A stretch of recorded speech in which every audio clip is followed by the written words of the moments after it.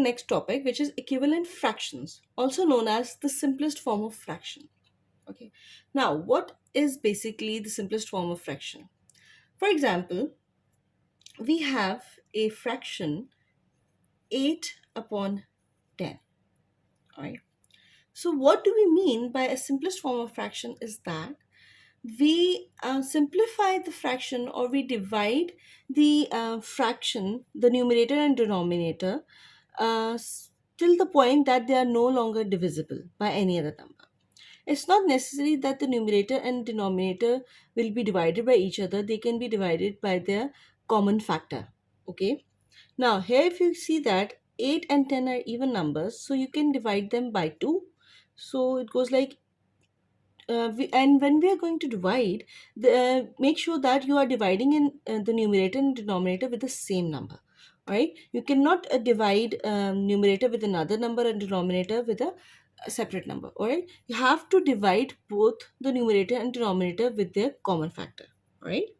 So it goes like this: 2 times 4 is 8, and 2 times 5 is 10. So 8 upon 10, the simplified form of 8 upon 10 will be 4 upon 5. Now 4 upon 5 cannot be further divisible by any other factor. All right. So the first step is that divide the numerator and the denominator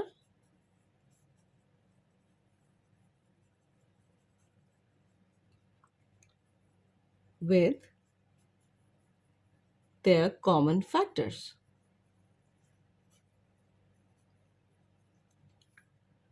All right. Let's have a look at another one. Let's suppose we have a fraction 4 upon 16. Now, if you see that 4 and 16 both are even numbers, we can divide it by 2, right? So 2 2s are 4 and 2 8s are 16. Now, this, after dividing it in the first step, we get 2 upon 8. All right. Now, 2 upon 8 is also equal to 4 upon 16. And if you see that, basically the ratio remains the same. Now, if you see if 2 and 8 are further divisible, 2 once times 2, 2 one time is 2, and 2 4 times is 8, which will leave us to 1 upon 4. Alright. So, you can see that the ratio or the proportion between these numerator and denominators remain the same. 4 upon 16 is also equal to 2 upon 8, is also equal to 1 upon 4. The value remains the same. In this case, we call these such as equivalent fractions. All right. So here we can see that 1 upon 4 is the simplest form of the fraction 4 upon 16. Okay. Now, you must be confused that 4 upon 16, 2 upon 8, and 1 upon 4 are two entirely different um, values. So, how can they be same? Now, let's have a look over here. Let's suppose we have a number 32. All right. Now, let's find out the value of these fractions out of 32. Now, first of all, see 4 upon 16 of 32. That will be 4 upon 16 into 32. Now 16 ones are 16 and 16 twos are 32. So 4 upon 2 is 8. Right? Now let's have a look at 2 upon 8 of 32. Now here we are going to write 2 upon 8 into 32. Now does 32 come in the table of 8? Yes, it does. 8 ones are 8 fours are. Now 2 into 4 is 8. The value is same. Now let's have a look at 1/4 of 32. 1 upon 4 into 32. 4 ones are, 4 eights are 8. Here you can see that the value is same for each of the fractions. which results in that 4.16, 2.8, and 1.4 fractions are equivalent. All right, they may have separate numerators or denominators, but each of them are the simplest form of each other. All right, let's have a look at these examples. Write each fraction in its lowest terms. The lowest terms also means that they're simplified fractions. All right, now here we have 6 upon 10. Now, if you see, 6 and 10 both are even numbers. So the common factor, the number that is going to divide them, would be 2. Right? Now, 6 and 10 can be divided by 2, which gives us that 2 threes are 6 and 2 fives are 10. Right? Which gives us 3 upon 5. Now, 3 and 5 are both prime numbers and cannot be divisible, cannot be divided by any other number. So we're going to stop here, and this is the simplest form or the lowest form of 6 upon 10. Right? Now, again, we have 18 upon 24. All right? Since 18 and 24 are even numbers, start dividing it by 2. 2 nines are, 2 twelves are. 9 and 12 again can be divided by 3. 3 threes are 9, 3 fours are 12. So the simplest fraction we get is 3 upon 4. Okay, but if you can, if you see here, we have first reduced 18 upon 24 to 9 upon 12, and then we reduced it to 3 upon 4. These three are equivalent fractions, all right? But in the question, we have been asked to write the fraction in its lowest terms or their simplest form. So we have to stop at the point, we have to like divide the fraction again and again till we reach at a point where it is not divided, which can, at the point where it cannot be divided any further, all right? So this is that point, okay? Now, let's have a look at another number, which is 64 upon 72. Now, if you have smaller numbers, it is easier for you to simplify it in 1 or 2 steps, right? You don't have to go a very long way. But if you get a bigger number in the numerator and the denominator, you know that it's going to take you a lot of time to determine uh, its simplest form. So the best way is to find the HCF, or the highest common factor, right? I've already explained in my previous video on how to calculate the highest common factor. You can, if you have missed that and if you have confusion in that, you can watch that video later on. But here I'm gonna calculate the HCF for 64 and 72. All right. So basically the concept is like you have to divide both the numerator and the denominator with a common factor, right? And we start with the lowest a prime number or the lowest common factor, and then we go up and up and up. So that takes around 2 or 3 or maybe 4 steps in order to get the simplified form. But in case of bigger numbers, it's way easier if you start with the bigger common, with the highest common factor, and that is going to help you solve the fraction in 1 or 2 steps. Okay, so in case of 64 and 72, let's find the HCF. Right, I'm gonna do it over here. 64 and 72. Now both are even numbers. We're going to start with 2. 2 32 times is 64, and 2 36 times is 72. All right. Both are even. 2. 2 16s are 32 and 2 18s are 36. Both are even. 2 8s are 16 and 2 9s are 18. Now, at this point, we see that 8 and 9 cannot be divided by a single factor. So we're going to stop at this point. Now, here we see that, and we're going to multiply the factors here. 2 into 2 is 4, 4 into 2 is 8. So the HCF we get is 8, right? And which means that both these numbers happen to be in the table of 8. They both are the multiples of 8. All right, so how many times is 64? 8 eights are 64 and 8 nines are 72. So we get the simplest fraction as 8 upon 9. See, by finding out the HCF, we have solved the fraction in just one step. Okay, and now let's suppose we have 60 upon 80, 60 upon 84, and we have 500 upon 1000. Okay, now here we have 60 upon 84. Okay, now let's calculate its HCF first. I'm going to do it over here.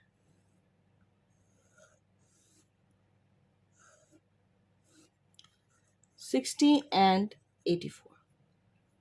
Okay, now two 30s are 60, and 2 times is 84. 15 times 30, and 21 times is 42. Then both are divisible by 3. 5 times 15, and 7 times 21. So at this point, it cannot go further. So the HCF will be 2 into 2 is 4, 4 into 3 is 12. So here we can see that the both numbers can be divided by 12. Okay, so how many times 12 is 60? 5 times. And how many times it's 84? It's 7. Okay, so the simplified form, or the lowest form of this fraction would be 5 upon 7. Okay, because we knew that the highest common factor, or the largest number, that the largest factor that is going to divide in one step, it's going to be the HCF 12. All right, so that is how you're going to quickly solve the fraction, and you can quickly determine the simplest form of the fraction. Okay, now in this case, if you see that we have 500 upon 1000. Okay, it may seem to be a little difficult, but if you look at over here, we have 500 and 1000. We know that when we 500, 1000 is the multiple of 500. 500 times 1 is 500, and 500 times 2 is 1000. So the simplified form is 1 upon 2. All right.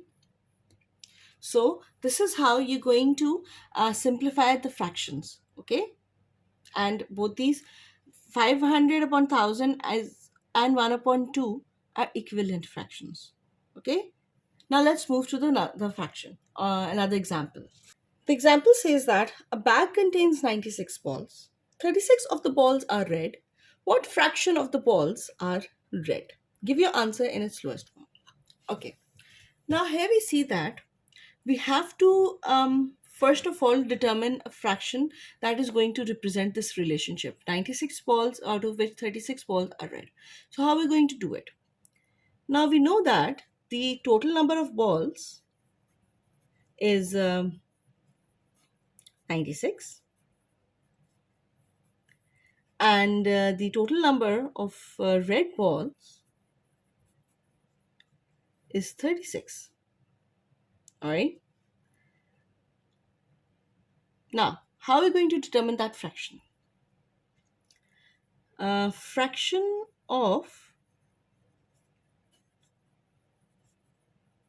red balls is equal to, now in order to make a fraction, what we have to do first is we have to write the total number of balls, or the bigger amount, or the total amount that is given in the denominator. Here we have the total amount, that is total number of balls, that is 96. Okay, and out of which 36 balls are red. Now 36 balls, or the red balls, are included in these 96 balls. All right, so this 36 is a part of 96. 96 is the whole thing, and 36 is the part of it. So we're going to write the part as the numerator. All right, the parts that we are considering as the numerator. That is how the fraction is made, right? The total number of the total amount is written in the denominator. Out the portion that is being considered out of this total will be written as the numerator. Okay, so this is how the fraction of red ball will be formed. The number of red balls out of the total number of balls. All right, it goes like this. number of red balls out of total balls. All right. Now, and they have said that we have to give the answer in the lowest term. It means that we have to simplify it in the lowest till its lowest value. So the quickest way that I told you was the HCF. So 36 and 96. Both are even, start with 2. 218 times 36 and 248 times is 96. Okay. 2 9 times is 18 and 224 times is 48. Now these twos are now divisible by 3, 3 threes are 9 and 3 eights are 24. So at this point we're going to stop, which is 2 twos are 4, 4 twos are 4 threes are 12. Okay. So now 36 and 96 can be divisible by the common factor, which is 12. So we know that 12 threes are 36 and 12 eights are 96. So the slowest fraction would be 3 upon 8. So this is your answer, right? All right, let's have a look at this example. Akbar drove 64 kilometers of a 120-kilometer journey on motorways. What fraction of his journey did he drive on motorways? Give answer in its lowest terms. Now, let me tell you one thing at this point, that whether it's mentioned or not that give the answer in lowest terms, you always have to give the answer in its lowest term when you have a fraction. All right, so you can not gonna leave the fraction when it is divisible to its lowest form. All right, so now let's have a look over here. The Akbar drove 64 kilometers of a 120-kilometer journey on motorway. What fraction of his journey did he drive on motorways? Now, the total journey he had was of 120 kilometer. Okay. Now, journey on motorway is 64 kilometers, right? So the fraction of journey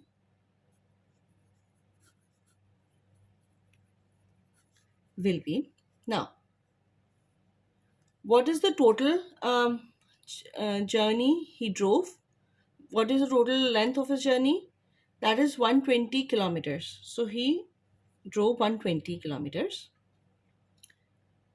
And out of which, how many kilometers did he drive on motorway?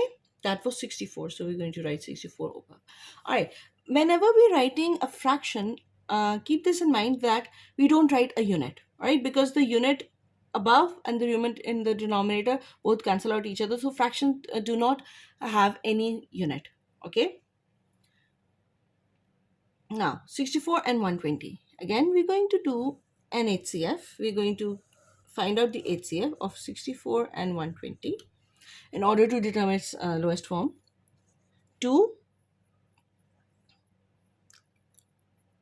32 times is 64 and 260 times is 120.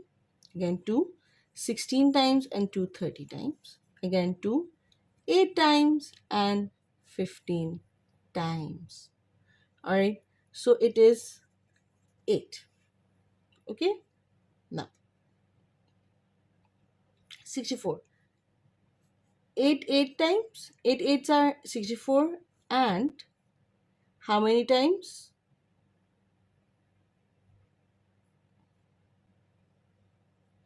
15. So the fraction of journey would be 8 upon 15. All right, no unit will be written with the fraction. Okay. Okay, so this was my today's topic. So I hope you understand it well. If you have any problem in any of the topics that I've taught at the moment, or you have problems in some other topics related to mathematics, you can ask me in the comment section down below, and I will definitely give you an answer to that. All right, in my next video. So till then, take care and bye bye.